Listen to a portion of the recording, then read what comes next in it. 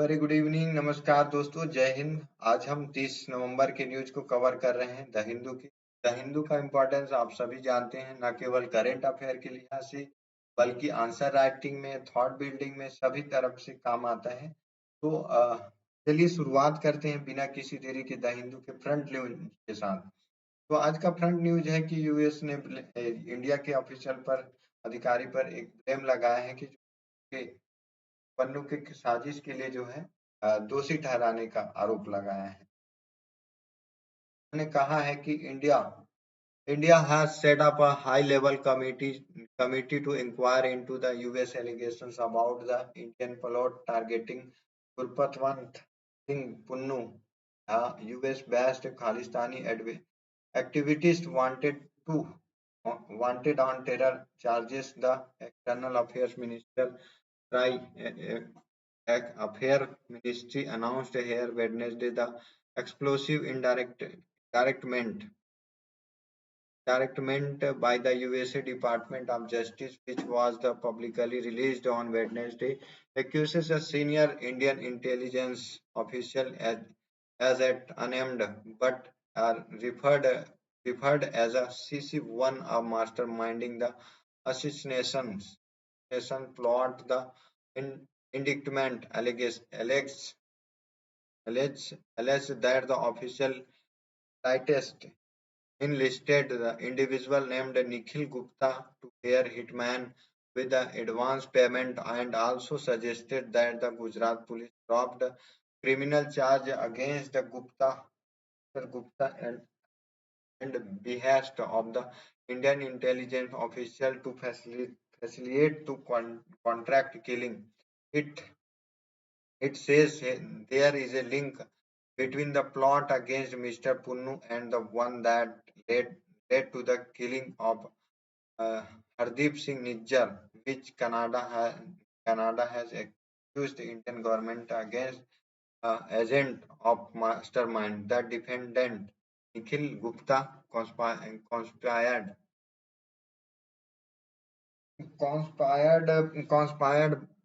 from India to assassinate right here to New York City, a U.S. citizen of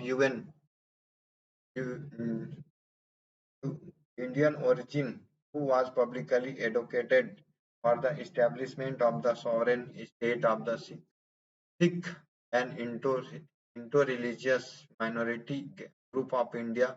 U.S. Attorney Domain Williams said a press release, we will not tolerate effort to assassinate U.S. citizen on the U.S. soil and stand ready to investi- uh, investigate what and the prosecute anyone who seeks to harm and silence Americans here and abroad. Williams said Nikhil Gupta was arrested the Czech Republic on June 30 and being held pending extradition and procedures the US released. तो America सरकार ने America government ने कहा है कि हम America के धरती पर किसी भी अमेरिकी की हत्या को बर्दाश्त नहीं करेंगे। उन्होंने इंडियन एक ऑफिशियल एक अधिकारी पर आरोप लगाया है कि जो यहाँ पे अमेरिका में मृत्यु हुई है अमेरिकी एक अमेरिका मूल की, वे जो है आपके साजिश से हुआ है, ऐसा जो है अमेरिका का आरोप है। तो इसको इंक्वायरी करने के लिए हाई लेवल की कमेटी जो है इंडियन गवर्नमेंट द्वारा बैठाया जाएगा। ये आर्टिकल उसी पे है। सेकेंड आर्टिकल है what was the Kerala governor doing for 2 years on billing ask CSC। Supreme court ने पूछा कि जो गवर्नर हैं 2 साल से उस बिल के साथ क्या कर रहे थे जो स्टेट लेजिस्लेटिव ने पास किया था। The supreme court on Wednesday founded substance in argument of the state of the Kerala that Governor Arif Muhammad Khan had behaved like an adversary by keeping eight key bills pending for the 2 year before granting assent to one and referring seven to the president. A three judge bench led by Chief Justice of D.Y. Chandrachud noted that neither reason nor justifications was given by the governor to keep the bill pending for such an you know in inordinately long period in it, and did not escape that the court attention that the governor dealt with the bills only after notice was the issue to the Raj Bhavan of November 20 in petitions filed by Kerala. There is a there is some of substance in November in what is being guided by the state here. What was the governor doing for the 2 years? The governor of governor cannot use the threat the normal process of democratic lawmaking by the legislature of Chief Justice observed Attorney General R. Venkatramani appearing for the governor's office said that were both political and non-political dimensions to what happened. I don't want to get into that. Supreme court ने पूछा governor से attorney general supreme court ने Kerala government के द्वारा दायर याचिका जो दायर की गई थी उससे पूछा कि गवर्नर ये कर क्या रहे हैं, ये लॉ मेकिंग केस में कैसा हर्डल बनते जा रहे हैं। जो भी स्टेट लेजिस्लेचर के द्वारा जारी किया गया बिल था उसको पास क्यों नहीं किए 2 साल से, ऐसा सुप्रीम कोर्ट ने पूछा गवर्नर से, गवर्नर के वकील से। तो ये आर्टिकल आप जीएस पेपर 2 से लिंक कर सकते हो। Against Israel for not living Syrian Golan, India ने कहा कि आप सीरिया गोलन को छोड़ दो, ऐसा इंडिया ने इजराइल से कहा है। तो ये था आर्टिकल हमारा front news direct we are going to editorial page, number pages.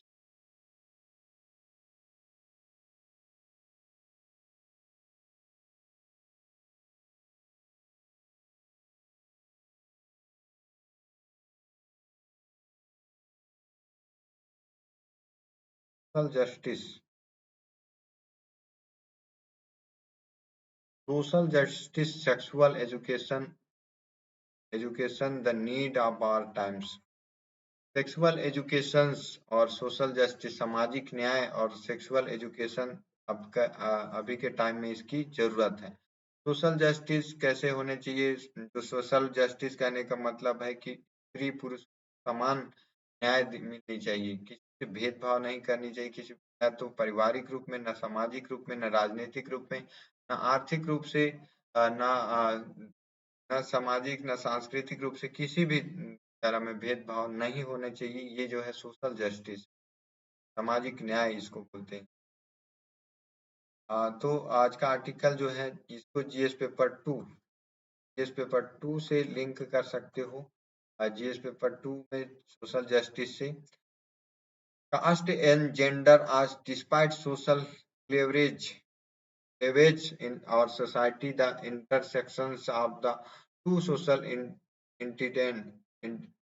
identities plays havoc with the lives of the adolescent young adult in the Indian school and the college. There are the frequent report and media on the caste conflict among the adolescent young adult, as well as consensual sexual relationship between the adolescent young adult and different caste, inviting criminal penalties and sex action. Education about social change and sexuality are closely related. Training our young mind and critical think and social justice for essential to address the issue and create health society। तो किसी भी समाज, कोई भी समाज जो है, कोई भी कास्ट और जेंडर, जाति और लिंग हमारे समाज के सबसे गहरी caste and gender deepest social cleavage in society. समाज के सबसे गहरी दरार के रूप में।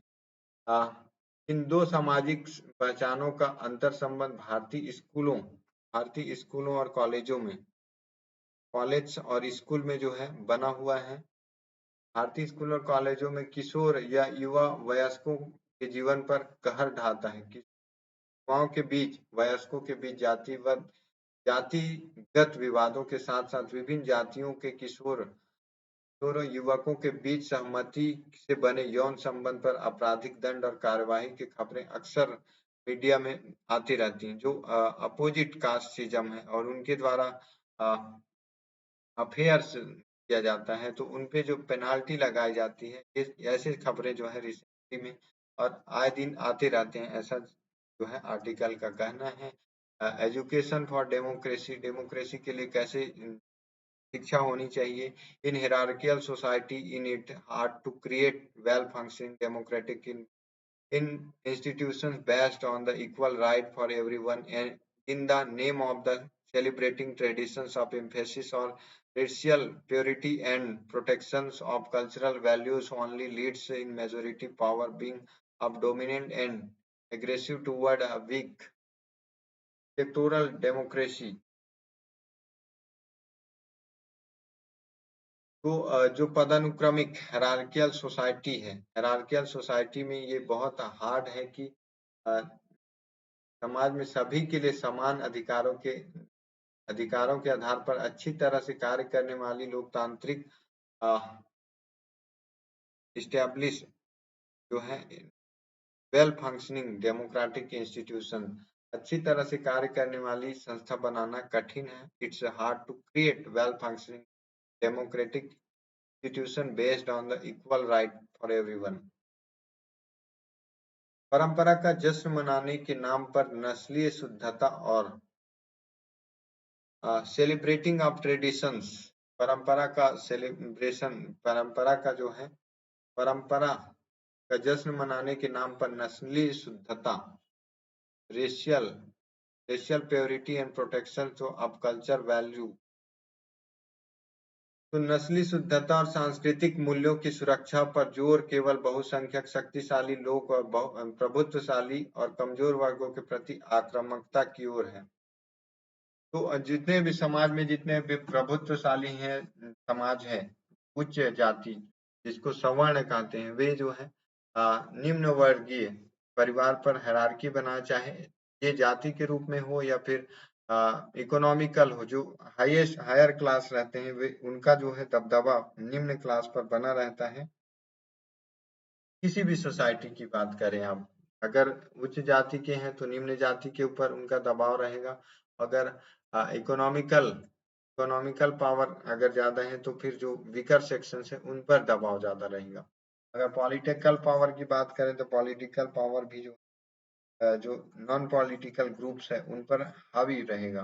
तो ये जो हायरार्की सिस्टम है इसको संगठित करना और इसके लिए एक अच्छा वेल रन करने वाली जो वेल फंक्शनिंग डेमोक्रेटिक जो इंस्टीट्यूट बनाना बहुत हार्ड है। Electoral democracy encourage and establish affirmative action that distributing opportunity and depressed communities the caste even criminalizes caste।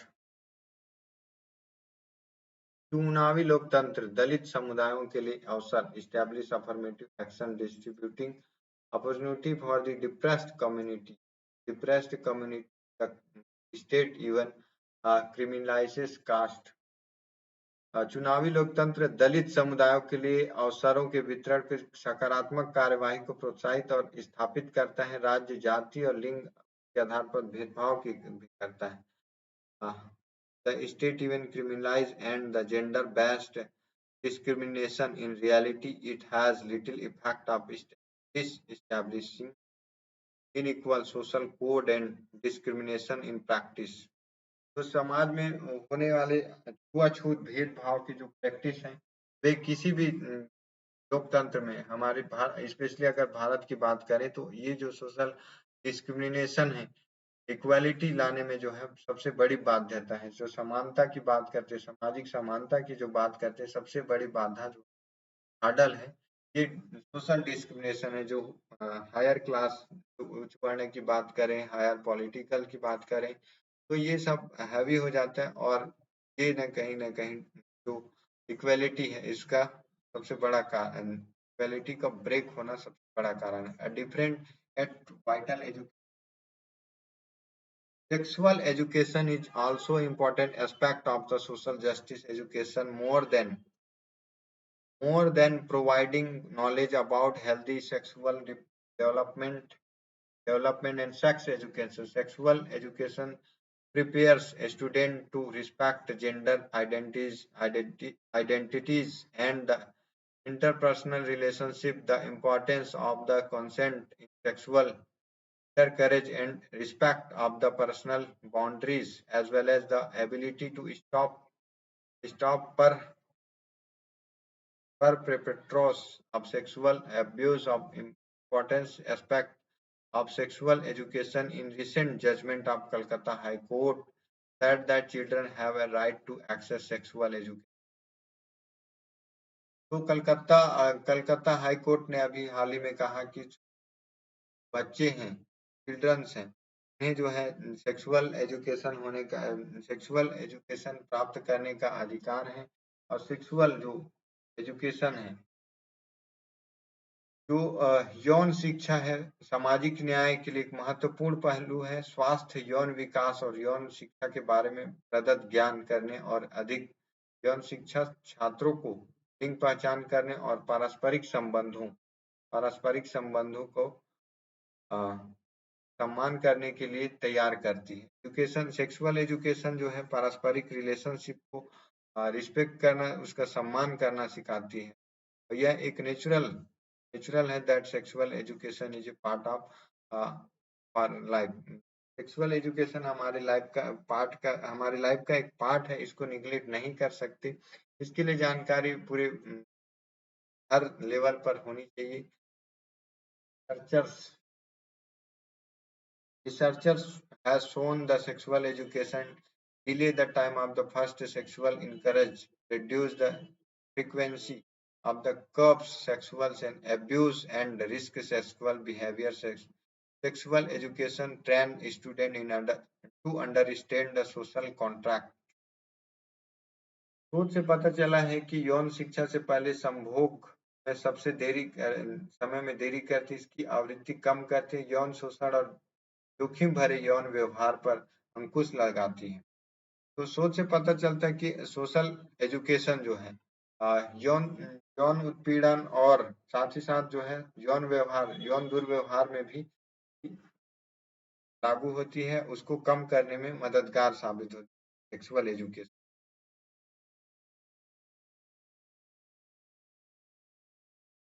Need for the government support as in case of social justice education. So sexual education require a strong inputs from the from the government just there is a questioning of caste and social hierarchy through the social justice education and essential.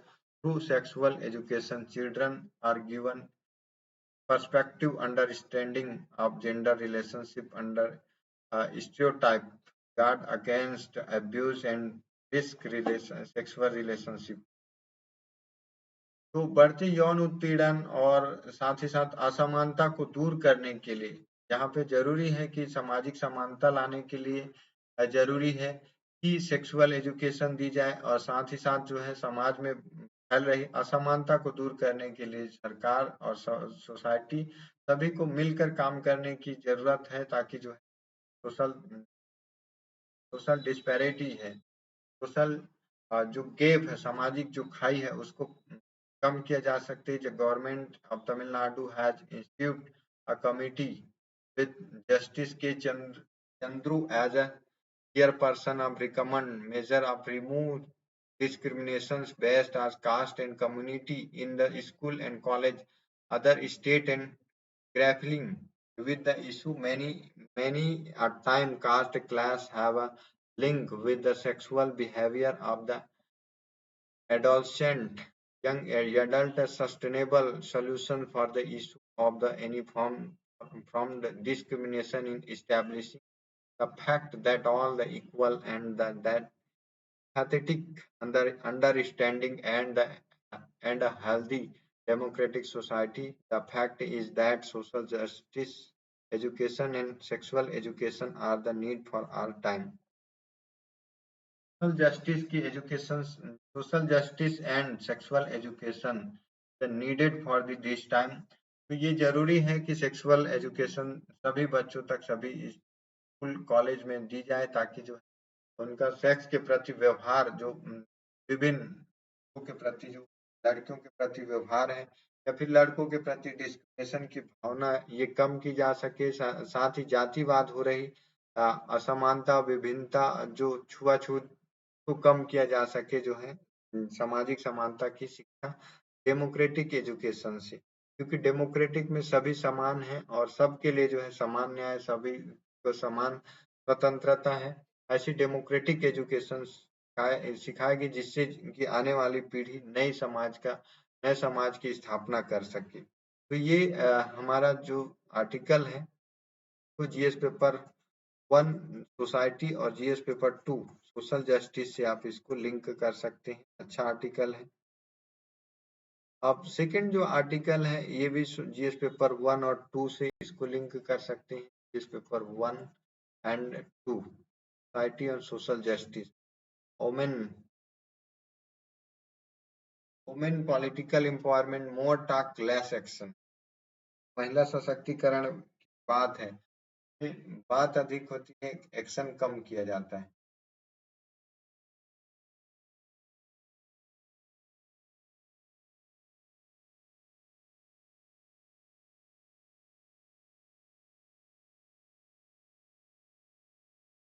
बहुत से country in any country the political empowerment of women generally possible with two routes. The first, and reserve seat for women in legislative by means of legislation, and second, to have provision for quotas for women condition within political party while nominating candidate।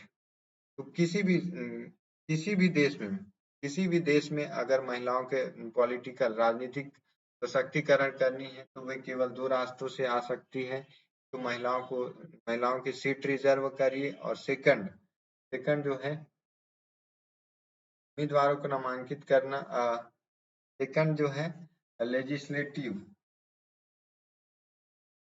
उम्मीदवारों को नामांकित करने के समय राजनीतिक दलों के भीतर महिला उम्मीदवारों के लिए कोटा का प्रावधान। महिलाओं की कोटा का प्रावधान इस सब से जो है पॉलिटिकल एम्पावरमेंट लाया जा सकता है। There are example for the both that they have adopted of various countries in turn helping women political government. Neighboring Nepal, Bangladesh, and Pakistan have opted for the legislative route, are firing better terms and representation of women in their legislative. For example, Pakistan 17% seats are reserved for women, and the National Assembly Bangladesh was reserved 50 out of the 3। अब बांग्लादेश में 350 में 50 seat महिलाओं के लिए, जबकि पाकिस्तान में 17% reserve की बात।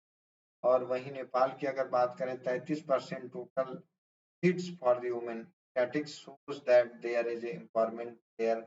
Number of women legislature being elected crossing the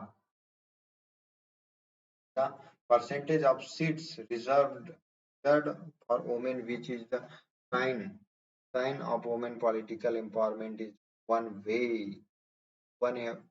the world and media। पूरी दुनिया में महिलाओं का रिजर्वेशन पॉलिटिकल में कितने इन्वॉल्व हैं, इस बारे में एक अच्छा है कि there are many countries where there are no laws mandating quotes for women, but political parties are required to give certain percentage of ticket of women candidate। Australia 38, Canada 31, South Africa 45, and Sweden 46 to have no legislative backed quota in their parliament. Yet most of these countries have more than 30% women in their respective parliament।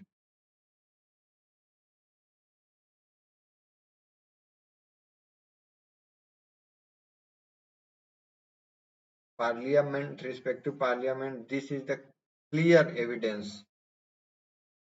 This is the clear evidence that quota is not the only route for the women political reservation representation. There is another route of reservation within parties with giving ticket which are equally effective for women political representation. कई देश ऐसे हैं जहां महिलाओं के लिए कोटा अनिवार्य करने वाला कोई कानून नहीं, लेकिन राजनीतिक दलों को और महिला उम्मीदवारों को एक निश्चित टिकट देना आवश्यक है। But political parties are required to give the certain percentage of ticket. पार्टियों को आवश्यक है कि वे अपनी जो पार्टी में कुछ परसेंटेज में कोटा में महिलाओं को स्थान दे, जैसे कि ऑस्ट्रेलिया में 38%, कनाडा में 31%, साउथ अफ्रीका में 45% और स्वीडन में 46% को पार्टियों को आवश्यक है। अपनी विधायी समर्थित कोटा ने, फिर भी इनमें अधिकांश देशों में संसद में लगभग 30% से अधिक महिलाएं हैं। 30% से अधिक महिलाएं, यह प्रमाण है कि कोटा वोलन की राजनीतिक प्रतिनिधित्व का एकमात्र मार्ग नहीं है। किसी भी पार्टी के लिए जो है कोटा डिसाइड कर देना ये इकलौता मार्ग नहीं है। इसके अलावा पार्टियों के भीतर टिकट देते समय आरक्षण का एक रास्ता है और जो महिलाओं के राजनीतिक प्रतिनिधि ही महत्वपूर्ण होगा। भारत में in debate about Indian women political representation has been going in India for the long. In fact, the bill reservation 33% seat for the women was passed upper house in March 9,210 but could not be passed in lower. Bharat में महिलाओं की राजनीतिक प्रतिनिधित्व को लंबे समय से बहस चल रही है। दरअसल महिलाओं के लिए 33% सीट जो है 33% सीट 9 मार्च 2010 को उच्च सदन में पारित हो गया था, लेकिन सदन से पारित नहीं हो सका था और अलायंस गवर्नमेंट तो भारत से इसके संदर्भ में 2010 में ऐसा इनिशिएट लिया गया था, ऐसा एक्शन लिया गया था कि महिलाओं को 33% जो है रिजर्वेशन मिलनी चाहिए। इसके लिए जो है बिल लाया गया था, जो कि अपर हाउस से तो पास हो गया था, लेकिन लोअर हाउस में पास नहीं हो सका था। Assembly election in this year, there is hardly any doubt that is a welcome step in the direction of women political empowerment, but the pattern of ticket distribution in the recently held assembly election do not indicate the same commitment for the women political empowerment as was shown by the leaders of various political parties in parliament.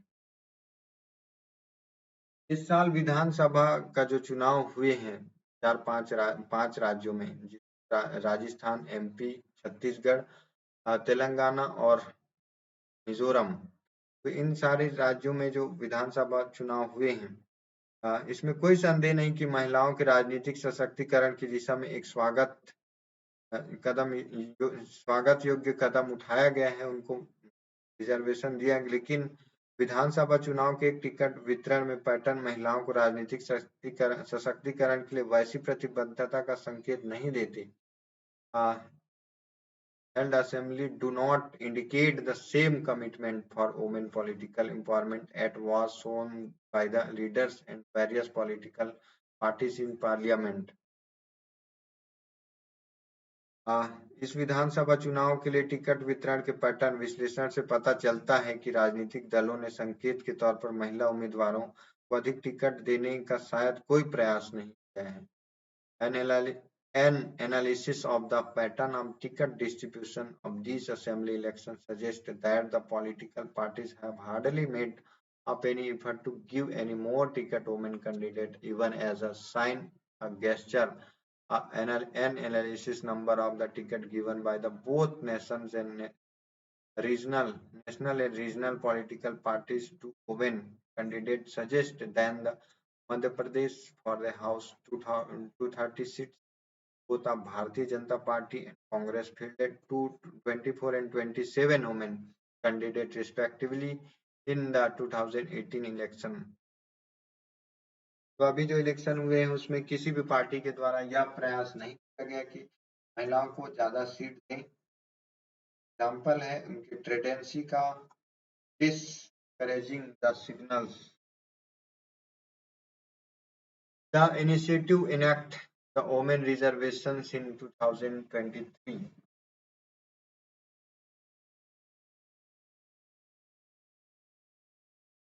Commendable move by the parliamentarian by the of the day, but due to its linkage with the new eliminations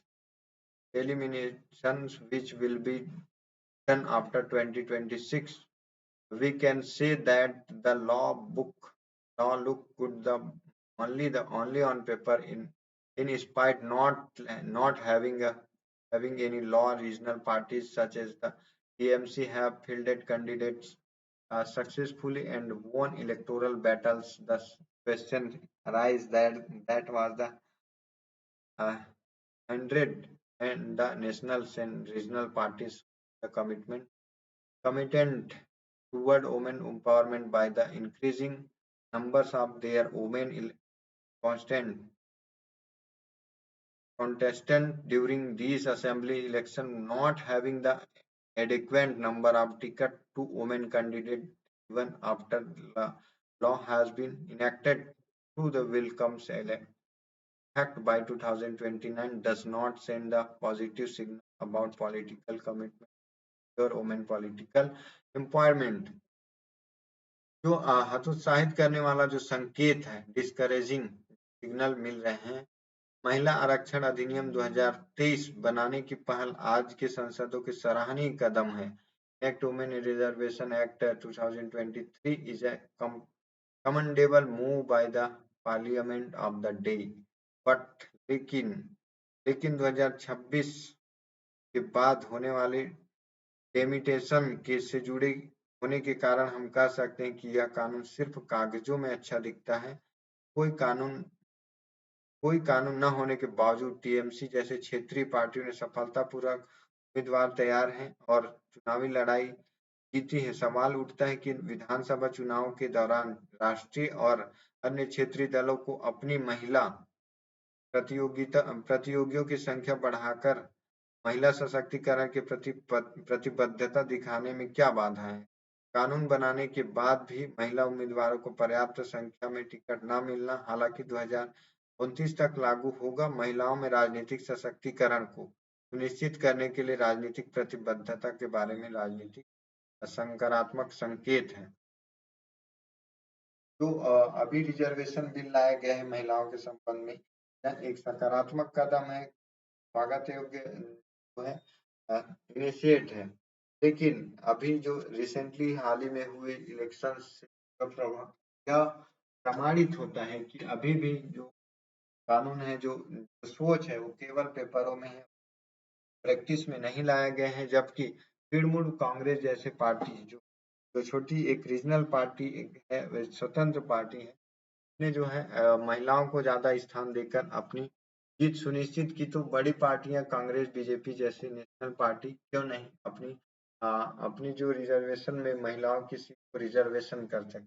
इससे benefit क्या है महिलाओं का जो है राजनीति में आने से का बेनिफिट ये है कि सोशल जो डिस्पैरिटी है, जो सोशल गैप है, उसको फुलफिल किया जा सकेगा और महिलाएं जो है महिलाओं से संबंधित नियम कानून और ज्यादा बना सकते हैं। उनकी सुरक्षा को लेकर, समानता को लेकर, चाहे वो समानता चाहे पॉलिटिकल हो, सामाजिक हो, राजनीतिक हो, धार्मिक हो, सांस्कृतिक हो, सभी में समानता के लिए जो है महिलाओं के लिए एक्शन ले सके। इसलिए जो है महिलाओं का राजनीति में आना बहुत जरूरी है।